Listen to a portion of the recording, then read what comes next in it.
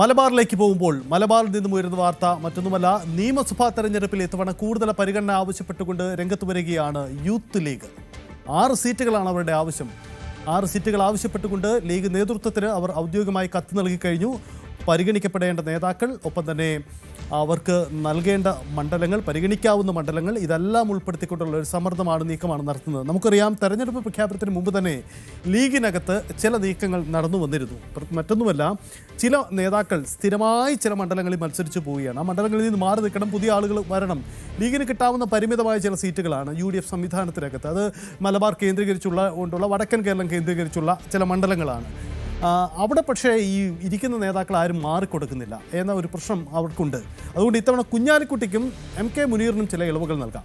മറ്റുള്ള ആർക്കും ആ ഇളവുകൾ ഉണ്ടാവരുത്. അവരെല്ലാവരും മാറിക്കൊടുക്കണം. ടേം വ്യവസ്ഥ കൃത്യമായി പാലിക്കണം.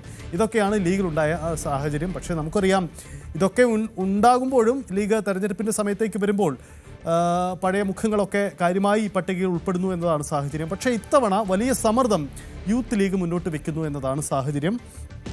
യൂത്ത് ലീഗിൻ്റെ ആവശ്യം, തങ്ങളുടെ പ്രധാനപ്പെട്ട നേതാക്കൾക്ക് ഇത്തവണ പരിഗണന കിട്ടണം. അതിനുള്ള പേരുകളടക്കം അവർ നൽകുന്നുമുണ്ട്. നമുക്ക് ആ പേരുകളൊന്ന് പരിശോധിച്ച് പോകാം. ആർക്കൊക്കെയാണ് ലീഗിന് ഇത്ര അധികം സമ്മർദ്ദമുയർത്തിയുള്ള നീക്കം നടക്കുന്നത് എന്നുകൂടി നോക്കാം. ആദ്യ പട്ടികയിൽ അവർ ഉൾപ്പെടുന്നത് PK ഫിറോസാണ്. PK ഫിറോസ് യൂത്ത് ലീഗിൻ്റെ സംസ്ഥാന ജനറൽ സെക്രട്ടറി കൂടിയാണ്. PK ഫിറോസിന് വേണ്ടി കോഴിക്കോടോ കൊടുവള്ളിയോ മണ്ഡലങ്ങൾ ലക്ഷ്യമിട്ടുകൊണ്ടാണ് അവരുടെ ലിസ്റ്റ്, ആ നീക്കം നടക്കുന്നത്. PK ഫിറോസ് ഒരു പരിചിത മുഖമാണ്. കഴിഞ്ഞ നിയമസഭയിൽ മത്സരിച്ച വ്യക്തി കൂടിയാണ്. അപ്പോൾ ഇത്തവണയും PK ഫിറോസിനെ പരിഗണിക്കണം. PK ഫിറോസിന് താനൂരാണ് കഴിഞ്ഞ തവണ മത്സരിച്ചെന്ന് എൻ്റെ ഓർമ്മ. താനൂരാണ് അത് അബ്ദുൾ റഹ്മാനെതിരെ. PK ഫിറോസിന് യൂത്ത് ലീഗിൻ്റെ സംസ്ഥാന ജനറൽ സെക്രട്ടറിക്ക് കോഴിക്കോടോ അതല്ലെങ്കിൽ കൊടുവള്ളി മണ്ഡലങ്ങളോ, കൊടുവള്ളി ഈ രണ്ടിലേതെങ്കിലും ഒരു മണ്ഡലങ്ങൾ കിട്ടണം എന്നതാണ് അവർ ഉന്നയിക്കുന്ന ആവശ്യം എന്നതാണ് പ്രധാനപ്പെട്ട കാര്യം. ഇതാണ് നമ്പർ 1. PK ഫിറോസിന് മികച്ച പരിഗണന, സ്ഥാനാർത്ഥിത്വം ഉറപ്പ് കിട്ടണം. അടുത്ത പേരുകാരൻ അത് മറ്റാരുമല്ല, TP അഷ്റഫ് അലിയാണ്. TP അഷ്റഫ് അലി യൂത്ത് ലീഗിൻ്റെ ദേശീയ ജനറൽ സെക്രട്ടറിയാണ്. പ്രതിപക്ഷ സമരങ്ങളിലൊക്കെ പരിചിത മുഖമാണ്. യൂത്ത് ലീഗിന് വേണ്ടി, മുസ്ലിം ലീഗിന് വേണ്ടി ശക്തമായി ശബ്ദമുയർത്തുന്ന വ്യക്തി കൂടിയാണ്. അപ്പോൾ TP അഷ്റഫ് അലിയെ തവണ പരിഗണിക്കണം എന്നവർ ആവശ്യപ്പെടുന്നു. TP അഷ്റഫ് അലിക്ക് വേണ്ടി മഞ്ചേരിയിൽ പരിഗണന നൽകണമെന്നതാണ്. മഞ്ചേരി വളരെ ഷുവറായ ലീഗ് മണ്ഡലമാണ്. ആ മണ്ഡലത്തിൽ മാറി ഇത്തവണ പുതിയൊരാൾ വരുമോ എന്ന് നമുക്ക് കണ്ടറിയണം. മഞ്ചേരി സീറ്റിൽ TP അഷ്റഫ് അലിക്ക്, ഒരു യുവ നേതാവിന് പരിഗണന ലീഗ് നേതൃത്വം നൽകുമോ കണ്ടറിയണം. എന്തായാലും ഒരു പ്രധാനപ്പെട്ട ആവശ്യം കൂടിയാണ് അവരുടെ ഭാഗത്തു നിന്നും ഉണ്ടാവുന്നത്. മൂന്നാമത്തെ വ്യക്തി ഫൈസൽ ബാബുവാണ്. ഫൈസൽ ബാബുവിന് പരിഗണന നൽകണം. ഫൈസൽ ബാബു യൂത്ത് ലീഗിൻ്റെ ദേശീയ അസിസ്റ്റന്റ് സെക്രട്ടറിയാണ്. തിരൂരങ്ങാടിയിലോ താനൂരിലോ പരിഗണിക്കണം, ഇതാണ് ആവശ്യം. ഫൈസൽ ബാബുവിനെ പരിഗണിക്കേണ്ടത് തിരൂരങ്ങാടിയിലോ താനൂരിലോ പരിഗണിക്കണം. ഈ മണ്ഡലങ്ങൾ ലക്ഷ്യമിട്ടുകൊണ്ടാണ് യൂത്ത് ലീഗിൻ്റെ നീക്കമുണ്ടാവുന്നത്. യൂത്ത് ലീഗിൻ്റെ ദേശീയ അസിസ്റ്റന്റ് സെക്രട്ടറിയാണ് ഫൈസൽ ബാബു എന്ന പ്രത്യേകത. അതാണ് ഇപ്പോൾ നടക്കുന്ന നീക്കം. അടുത്തത് പരിഗണിക്കേണ്ട വ്യക്തിയായ ലിസ്റ്റിൽ ഉൾപ്പെടുന്നത് PK നവാസാണ്. PK നവാസ് MSFൻ്റെ സംസ്ഥാന അധ്യക്ഷൻ കൂടിയാണ്. അദ്ദേഹത്തിന് താനൂർ അല്ലെങ്കിൽ വള്ളിക്കുന്ന് മണ്ഡലങ്ങളിൽ പരിഗണിക്കണമെന്ന ആവശ്യമാണ്. PK നവാസ് പ്രതിപക്ഷ സമരരംഗത്തെ പ്രധാനപ്പെട്ട മുഖമാണ്. സംസ്ഥാനത്തെ വിദ്യാഭ്യാസ നയങ്ങൾക്കെതിരെ അടക്കം ശക്തമായ രംഗത്ത് വന്നിട്ടുള്ള PK നവാസിന് MSFൻ്റെ സംസ്ഥാന അധ്യക്ഷന് താനൂരിലോ അല്ലെങ്കിൽ വള്ളിക്കുന്നിലോ പരിഗണിക്കണം. നിയമസഭയിൽ സീറ്റ് നൽകണമെന്ന ആവശ്യം യൂത്ത് ലീഗ് മുന്നോട്ട് വയ്ക്കുന്നു എന്നതാണ്. അടുത്തത് അത് മുജീബാണ്. മുജീബ് കാടേരിയാണ്. മുജീബ് കാടേരിക്കും പരിഗണന കിട്ടണം. അദ്ദേഹം മലപ്പുറം നഗരസഭയുടെ മുൻ അധ്യക്ഷൻ കൂടിയാണ്. അദ്ദേഹത്തിന് പരിഗണന നൽകണമെന്ന ആവശ്യമാണ് ഉണ്ടാവുന്നത്. മലപ്പുറത്തോ അല്ലെങ്കിൽ കൊണ്ടോട്ടിയിലോ, ഈ 2 കോൺസ്റ്റിറ്റ്യുവൻസിയിൽ ഏതെങ്കിലും നിയമസഭയിലേക്ക് അദ്ദേഹത്തിന് ഇത്തവണ സീറ്റ് കിട്ടണം എന്ന ആവശ്യമാണ്. എന്തായാലും ഇതൊരു വലിയ സമ്മർദ്ദമായി ഉയർത്തുകയാണ്. പ്രധാനപ്പെട്ട സീറ്റുകളൊക്കെയാണ് യൂത്ത് ലീഗ് ആവശ്യപ്പെടുന്നത് എന്ന പ്രത്യേകത കൂടിയുണ്ട്. അതാണ് നീക്കം. അടുത്ത പേരുകാരൻ ഷിബു മീരാനാണ്. ഷിബു മീരാന് യൂത്ത് ലീഗിൻ്റെ ദേശീയ ഓർഗനൈസിംഗ് സെക്രട്ടറിയാണ്. ഷിബു മീരാന് തെക്കൻ കേരളത്തിൽ എവിടെയെങ്കിലും ഒരു പരിഗണന. തെക്കൻ കേരളത്തിൽ ലീഗിന് ചില സീറ്റുകളുണ്ട്. തെക്കൻ കേരളത്തിൽ ഇത്തവണ പുനലൂർ സീറ്റ് വെച്ചുമാറി ഒരുപക്ഷെ തൊട്ടടുത്തുള്ള മണ്ഡലങ്ങളിലേക്ക് ലീഗ് മാറി മത്സരിക്കുമെന്ന സൂചനയുണ്ട്. അപ്പോൾ തെക്കൻ കേരളത്തിലെ ഈ ഏതെങ്കിലും ഒരു സീറ്റുകളിലേക്കാവാം ഒരുപക്ഷെ വരിക. എറണാകുളം ജില്ലയിലും ലീഗ് മത്സരിക്കുന്ന ഒരു സീറ്റുണ്ട്. അവിടെയും ഇത്തവണ ചില വെച്ചുമാറ്റങ്ങൾ പറഞ്ഞു കേൾക്കുന്നുണ്ട്. അപ്പോൾ ആ സീറ്റുകളിലേക്കാണോ പരിഗണനകൾ ഉണ്ടാവുന്നത് എന്നതും കൂടി പ്രധാനപ്പെട്ട കാര്യമാണ്. നമുക്ക് നോക്കാം ഇതിൻ്റെ രാഷ്ട്രീയം. CV അനുമോദ് ചേരുന്നുണ്ട്. അനുമോദ്, യൂത്ത് ലീഗിൻ്റെ സമ്മർദ്ദം അത് എത്ര കണ്ട് ശക്തമാണ്? ഇത്തവണ യൂത്ത് ലീഗ് നേതാക്കളെ, യുവമുഖങ്ങളെ പുതിയതായി ലീഗിൽ പരിഗണന നൽകാനുള്ള സാധ്യതയുണ്ടോ? അങ്ങനെയെങ്കിൽ പഴയ പല മുഖങ്ങളും മാറി നിൽക്കേണ്ടി വരും.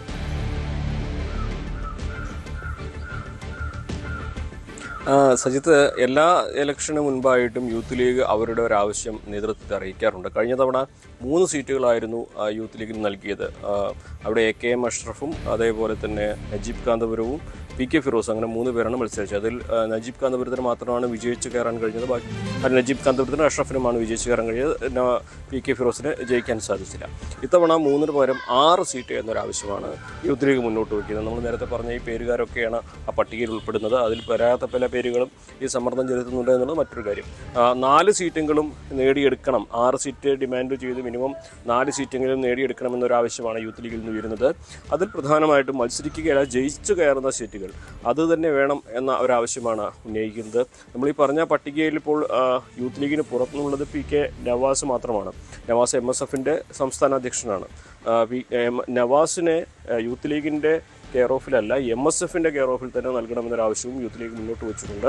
മുൻപ് C മമ്മൂട്ടി MSFൻ്റെ പ്രതിനിധിയായിരിക്കെയാണ് കൽപ്പറ്റയിൽ മത്സരിച്ചത്. ആ ഒരു ചരിത്രം കോട്ട് ചെയ്തുകൊണ്ടാണ് നവാസിനെ MSFൻ്റെ കെയർ ഓഫിൽ തന്നെ നൽകേണ്ടതുണ്ട് സീറ്റ് എന്നൊരാവശ്യം യൂത്ത് ലീഗ് ഉന്നയിക്കുന്നത്. എന്നാലും ഈ പേരുകളൊക്കെ തന്നെ നമുക്കറിയാം. മലപ്പുറം ജില്ലയിലും അതുപോലെ കോഴിക്കോടുമാണ് ഇവരാവശ്യപ്പെടുന്നത്. അതിൽ തന്നെ PK ഫിറോസ് കഴിഞ്ഞ തവണ താനൂരാണ് മത്സരിച്ചെങ്കിൽ ഇത്തവണ സുരക്ഷിതമായൊരു സീറ്റ് നൽകണമെന്നൊരാവശ്യം തന്നെയാണ് ഉന്നയിക്കുന്നത്. അതിൽ തന്നെ കോഴിക്കോട് കൊടുവള്ളിയിലാണ് കുറേ കൂടി ഇവർ ആവശ്യപ്പെടുന്നൊരു മണ്ഡലം. പക്ഷേ അവിടെ MK മുനീറിൻ്റെ ആരോഗ്യസ്ഥിതി കൂടി പരിഗണിച്ച ശേഷം മാത്രമേ അതിലൊരു തീരുമാനം വരികയുള്ളൂ. പക്ഷേ കൊടുവള്ളിയിൽ PK ഫിറോസിൻ്റെ സീറ്റ് നൽകേണ്ടതുണ്ട്, ജയിക്കാൻ കഴിയുന്ന സീറ്റ് നൽകേണ്ടതുണ്ട് എന്നൊരാവശ്യമാണ് യൂത്ത് ലീഗ് ഉന്നയിക്കുന്നത്. അതുപോലെ തന്നെ TP അഷ്റഫ് അലി MSFൻ്റെ നേതാവായിരുന്നു, ഇപ്പോൾ യൂത്ത് ലീഗ് ദേശീയ നേതാവ്. അദ്ദേഹത്തെ മഞ്ചേരിയിലേക്ക് പരിഗണിക്കണമെന്നൊരാവശ്യമാണ്. മഞ്ചേരിയിൽ നിലവിൽ UA ലത്തീഫാണ് MLA. അദ്ദേഹം ആരോഗ്യസ്ഥിതിയും മറ്റും കാരണം മാറി നിൽക്കാനുള്ള സാധ്യതയുണ്ട് എന്ന വിലയിരുത്തലിൻ്റെ അടിസ്ഥാനത്തിലാണ് അവിടേക്ക് ഈ ഒരു ആവശ്യവുമായിട്ട് യൂത്ത് ലീഗ് രംഗത്ത് വരുന്നത്. നമുക്കറിയാം, മഞ്ചേരി സീറ്റ് എന്നൊക്കെ പറഞ്ഞാൽ ലീഗിനെ സംബന്ധിച്ച് ഒരുപാട് സമ്മർദ്ദം വരുന്ന ഒരു സീറ്റാണ്. ഒരുപാട് മുതിർന്ന നേതാക്കൾ തന്നെ മഞ്ചേരിയിലേക്ക് മാറാൻ തയ്യാറെടുത്ത് നിൽക്കുകയാണ്. യൂത്ത് ലീഗിൻ്റെ ആവശ്യം എന്നത് കൂടി ശ്രദ്ധേയമായ കാര്യമാണ്. നജീബ് കാടരി യൂത്ത് ലീഗിൻ്റെ സംസ്ഥാന വൈസ് പ്രസിഡന്റാണ്. അദ്ദേഹം വളരെ ഗംഭീരമായിട്ട് മലപ്പുറം നഗരസഭയെ നയിച്ച ഒരുപാട് വികസന പ്രവർത്തനങ്ങൾ കൊണ്ടുവന്ന നേതാവ് കൂടിയാണ്. അദ്ദേഹത്തിന് മലപ്പുറത്ത് നിലവിൽ P ഉബൈദുള്ളയാണ് MLA. അദ്ദേഹം 3 ടൈം പൂർത്തിയായ സാഹചര്യത്തിൽ അവിടേക്ക് PK കുഞ്ഞാലിക്കുട്ടി പോലെയുള്ള മുതിർന്ന നേതാക്കൾ വരുന്നില്ല എന്നുണ്ടെങ്കിൽ മലപ്പുറം നിയോജക മണ്ഡലത്തിൽ തന്നെ സീറ്റ് നൽകണമെന്നൊരാവശ്യമാണ് യൂത്ത് ലീഗ് മുന്നോട്ട് വച്ചിരിക്കുന്നത്. അദ്ദേഹത്തിൻ്റെ പ്രവൃത്തി പരിചയവും അദ്ദേഹത്തിൻ്റെ നഗരസഭാ ചെയർമാൻ എന്ന നിലയിലുള്ള മികവൊക്കെ അവിടെ ഭൂരിപക്ഷം കൂട്ടാൻ വലിയ തോതിൽ തന്നെ വഴിയൊരുക്കുമെന്നൊരു വിലയിരുത്തലാണ് യൂത്ത് ലീഗിനെ സംബന്ധിച്ചത്. അതാണ് മുജീബ് കാടേരിക്ക് മലപ്പുറത്ത് തന്നെ, അല്ലെങ്കിൽ ഇനി PK കുഞ്ഞാലിക്കുട്ടി വേങ്ങരയിൽ നിന്ന് മലപ്പുറത്തേക്ക് മാറുകയാണെങ്കിൽ ഒരുപക്ഷെ വേങ്ങര എന്നൊരാവശ്യവും അതിനൊരു ഓപ്ഷനും മുന്നോട്ട് വരികയും കൊണ്ടോട്ടിയും ഈ പട്ടികയിലുണ്ടെങ്കിൽ പോലും കൊണ്ടോട്ടിയിൽ TV ഇബ്രാഹിം മാറാൻ സാധ്യതയില്ല. അദ്ദേഹം 2 ടൈം മാത്രമേ ആയിട്ടുള്ളൂ എന്നതുകൊണ്ട് അതിനേക്കാൾ സാധ്യത മലപ്പുറം മണ്ഡലത്തിൽ തന്നെയാണ് മുജീബ് കാടേരി കൽപ്പിക്കുന്നത്. അതുപോലെ ഫൈസൽ ബാബു ദേശീയ തലത്തിൽ യൂത്ത് ലീഗിൻ്റെ മുസ്ലിം ലീഗിൻ്റെയൊക്കെ ഒരുപാട് പ്രതിഷേധ പ്രക്ഷോഭങ്ങളിലൂടെ ശബ്ദമാവുകയും ഉത്തരേന്ത്യൻ സംസ്ഥാനങ്ങളിൽ നിരവധി വിഷയങ്ങളിൽ ലീഗിനെ പ്രതികരിച്ച് ഇടപെടുകയും ചെയ്തത്. കഴിഞ്ഞ തവണ പാർലമെൻറ്റ് തിരഞ്ഞെടുപ്പിലും അദ്ദേഹത്തിൻ്റെ സീറ്റ്, പ്രത്യേകിച്ച് രാജ്യസഭാ സീറ്റിൻ്റെ വിഷയം വന്നപ്പോൾ അന്ന് അദ്ദേഹത്തിന് പേരൊക്കെ പരാമർശിക്കുക ചെയ്തിട്ടുണ്ട്. അപ്പോൾ അദ്ദേഹത്തിൻ്റെ നാട് തിരൂരാണ്. അപ്പോൾ താനൂരോ അതേപോലെ വള്ളിക്കുന്ന് പോലെയുള്ള തിരൂരങ്ങാടിയോ പോലെയുള്ള മണ്ഡലങ്ങളാണ്. അവിടെയും അദ്ദേഹത്തിൻ്റെ പേര് യൂത്ത് ലീഗ് മുന്നോട്ട് വയ്ക്കുന്നത്. പക്ഷേ നമുക്കറിയാം, തിരൂരങ്ങാടിയൊക്കെ PM ഇസ്ലാമിൻ്റെ സ്വന്തം മണ്ഡലമാണ്. PM ഇസ്ലാം അവിടെ കേന്ദ്രീകരിച്ച് പ്രവർത്തിക്കാൻ താല്പര്യപ്പെടുന്ന ഒരു സാഹചര്യം കൂടിയുണ്ട്. അങ്ങനെ ഒരു കാര്യം കൂടി ഇതിനൊപ്പം നമ്മൾ പറഞ്ഞു പോവുകയാണ്. അതോടൊപ്പം തന്നെ ഷിബു മീരാൻ യൂത്ത് ലീഗിൻ്റെ ചർച്ചകളിലെയും പ്രസംഗവേദികളിലെയൊക്കെ സജീവമായിട്ടുള്ള സാന്നിധ്യമാണ്. അദ്ദേഹം പെരുമ്പാവൂർ സ്വദേശിയാണ്. അദ്ദേഹത്തിന് തെക്കൻ കേരളത്തിലൊരു എവിടെയെങ്കിലും ഒരു പരിഗണന നൽകണമെന്നൊരാവശ്യമാണ് യൂത്ത് ലീഗിൻ്റെ ഭാഗത്ത് വരുന്നത്. പ്രത്യേകിച്ച് നേരത്തെ സജി സൂചിപ്പിച്ചതുപോലെ തെക്കൻ കേരളത്തിൽ ലീഗ് കൂടുതൽ പ്രാതിനിധ്യം ചോദിക്കാൻ സാധ്യതയുണ്ട്. തദ്ദേശ തെരഞ്ഞെടുപ്പിൻ്റെ ഫലത്തിൻ്റെ കൂടി അടിസ്ഥാനത്തിൽ എന്നിരിക്കെ എറണാകുളത്തോ അതേപോലെ തന്നെ കൊല്ലത്തോ അതിന് പുറമെ മറ്റേതെങ്കിലും ഒരു സീറ്റ് ലഭിക്കുകയാണെങ്കിൽ ആ മേഖലകളിലേക്ക് അദ്ദേഹത്തെ പരിഗണിച്ച് അദ്ദേഹത്തിനും കൂടി സീറ്റ് നൽകണമെന്നൊരാവശ്യമാണ് യൂത്ത് ലീഗ് മുന്നോട്ട് വയ്ക്കുന്നത്. ഇത്തരത്തിൽ അവരുടെ പട്ടികയിലുള്ള പ്രധാനപ്പെട്ട പേരുകളിലൊക്കെ തന്നെ വിജയസാധ്യതയുള്ള ഇടങ്ങളിലാണ് അവർ മുന്നോട്ട് വച്ചിരിക്കുന്നത് എന്നതും ശ്രദ്ധേയമാണ്. അതുകൊണ്ട് തന്നെ 6 സീറ്റ് എന്നൊരു കാര്യം മുന്നോട്ട് വയ്ക്കുന്നുണ്ടെങ്കിലും അതിൽ 4 സീറ്റെങ്കിലും ലഭിക്കേണ്ടതുണ്ട്. കഴിഞ്ഞ തവണത്തേക്കാൾ 1 സീറ്റെങ്കിലും അധികം ലഭിക്കേണ്ടതുണ്ട് എന്നൊരു ആവശ്യം തന്നെയാണ് യൂത്ത് ലീഗിൻ്റെ ഭാഗത്ത് നിന്ന് വരുന്നത്. 6ന് സമ്മർദ്ദം ചെലുത്തി 4എങ്കിലും നേടിയെടുക്കേണ്ടതുണ്ട് എന്നൊരു വികാരം തന്നെയാണ് യൂത്ത് ലീഗിലുള്ളത്. കഴിഞ്ഞ ദിവസം PMS രാമും ഇതിന് യൂത്ത് ലീഗ് അത്തരത്തിൽ ആവശ്യം മുന്നോട്ട് വച്ചിട്ടുണ്ടെന്നും അത് എല്ലാ പോഷക സംഘടനകളും ആവശ്യപ്പെടുന്ന പോലെ തന്നെയാണ് അതിനെ പരിഗണിക്കുന്നത് എന്നും പറഞ്ഞിരുന്നു. ഇതിലേറ്റവും പ്രധാനപ്പെട്ട കാര്യം സാദിഖ് ബഷീർ തങ്ങളുടെ തീരുമാനം തന്നെയാണ്. തദ്ദേശ തിരഞ്ഞെടുപ്പിൽ യുവാക്കൾക്ക് കൂടുതൽ അവസരം നൽകിയതിൻ്റെ ഫലം യൂത്ത് ലീഗിന് അവസരം നൽകിയതിൻ്റെ ഫലം തെരഞ്ഞെടുപ്പിൽ ഉണ്ടായിട്ടുണ്ടെന്നും അപ്പോൾ അതിനോട് അനുകൂലമായിട്ട് തന്നെ ഈ ഒരു നിയമസഭാ തെരഞ്ഞെടുപ്പിലും യൂത്ത് ലീഗിന് പരിഗണന നൽകുമെന്ന് തന്നെ ഒരു വിലയിരുത്തലാണ് യൂത്ത് ലീഗിനുള്ളത്. പക്ഷേ നമുക്കറിയാം ലീഗിൻ്റെ സീറ്റുകൾ അത് പരിമിതമാണ്. പക്ഷേ അവിടെ തന്നെ പല കാലങ്ങളായിട്ട് മത്സരിക്കുന്നവർ എത്രത്തോളം മാറി നിൽക്കാൻ തയ്യാറാകുമെന്നുള്ളത് പ്രധാനപ്പെട്ട കാര്യം തന്നെ. നിലവിൽ ഈ 3 ടൈം വ്യവസ്ഥയൊക്കെ സാധ്യമാകുമോ എന്ന ചോദ്യമൊക്കെ സജീവ ചർച്ചയൊക്കെ ഉയരുന്ന ഒരു സാഹചര്യം കൂടിയാണ്. അതിൻ്റെ 3 ടൈം വ്യവസ്ഥ കർശനമാക്കി നടപ്പാക്കിയാൽ ഒരുപക്ഷെ കുറെ കൂടി യുവാക്കൾക്ക് അവസരം കിട്ടും. അതല്ലെങ്കിൽ ഈ 6 പേരുടെ പട്ടികയിൽ എത്ര പേർക്ക് അവസരം കിട്ടും എന്നുള്ള കാര്യത്തിൽ കൃത്യമായൊരു ഉറപ്പ് ഒരു പക്ഷേ നേതൃത്വം നൽകിയെന്ന് വരില്ല. എന്നിരുന്നാൽ തന്നെയും കഴിഞ്ഞ തവണ 3 മത്സരിച്ച സാഹചര്യത്തിൽ ഇത്തവണ ഏറ്റവും ചുരുങ്ങിയത് 4 സീറ്റിലെങ്കിലും മത്സരിക്കണമെന്ന ആവശ്യം മുൻനിർത്തിയുള്ള സമ്മർദ്ദമാണ് യൂത്ത് ലീഗ് ഇപ്പോൾ നേതൃത്വത്തിന് മുകളിൽ ചെലുത്തിക്കൊണ്ടിരിക്കുന്നത്.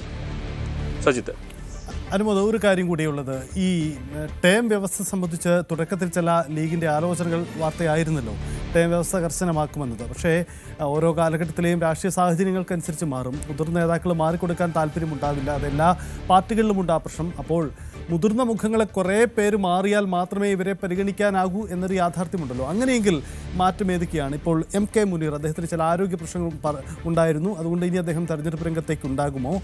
അപ്പോൾ PK കുഞ്ഞാലിക്കുട്ടി അദ്ദേഹത്തിൻ്റെ സ്ഥിരം മണ്ഡലത്തിൽ തന്നെയാണോ മത്സരിക്കുക? ഇങ്ങനെ പ്രധാന മുഖങ്ങളിൽ എന്തെങ്കിലും മാറ്റം വരാനോ മണ്ഡലം മാറാനുള്ള സാധ്യതകൾ അത് എത്രമാത്രമുണ്ട്? വളരെ പ്രധാനപ്പെട്ട കാര്യമാണ് മുസ്ലിം ലീഗിനെ സംബന്ധിച്ച് ഈ ടേം വ്യവസ്ഥ എന്നുള്ളത്. നമുക്കറിയാൻ കഴിഞ്ഞത് നിലവിൽ ഈ ടേം വ്യവസ്ഥ കർശനമായി നടപ്പിലാക്കാൻ സാധ്യത കുറവാണ് എന്ന് തന്നെയാണ്. Malappuram MLA P. ഉബൈദുള്ള, അതേപോലെ തന്നെ NA നെല്ലിക്കുന്ന്, കാസർഗോഡ് നിന്നുള്ള NA നെല്ലിക്കുന്ന്, പിന്നെ തുടർച്ചയായി 3 തവണയിലെങ്കിലും ഒരുപാട് തവണ MLA ആയി ഡെപ്യൂട്ടി സ്പീക്കർ വരെയായ ചീഫ് വിപ്പ് വരെയായ KP മജീദ്, അതിനു പുറമെ അഡ്വക്കേറ്റ് UA ലത്തീഫ് മഞ്ചേരിയിലെ MLA, ഇദ്ദേഹത്തിന് ആരോഗ്യ പ്രശ്നങ്ങളുണ്ട്. അങ്ങനെ ഈ 4 പേരുകൾ മാറാൻ സാധ്യതയുണ്ട് എന്ന തരത്തിൽ തന്നെയാണ് വിലയിരുത്തൽ. പക്ഷേ അവിടെ ഇളവ് നൽകേണ്ടി വരിക PK കുഞ്ഞാലിക്കുട്ടിക്കും MK മുനീറിനും പുറമെ നമുക്ക് അറിയാൻ കഴിഞ്ഞിരിക്കുന്നത് മഞ്ഞളാംകുഴി അലി, അതുപോലെ തന്നെ N. ഷംസുദ്ദീൻ, PK ബഷീർ, ഇവർക്കൊക്കെ തന്നെ ഈ ഇളവ് നൽകേണ്ട ഒരു സാഹചര്യം തന്നെയായിരിക്കും ഉണ്ടാവുക.